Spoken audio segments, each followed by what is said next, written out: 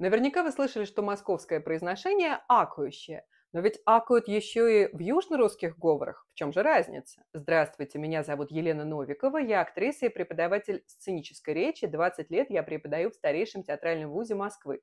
Действительно, произношение гласного «а» на месте безударных гласных «а» и «о» свойственно южно-русским говорам. Хорошо, Краснодар, золото, говорю. А в московском произношении происходит что-то другое. Говорю, хорошо, Краснодар, золото.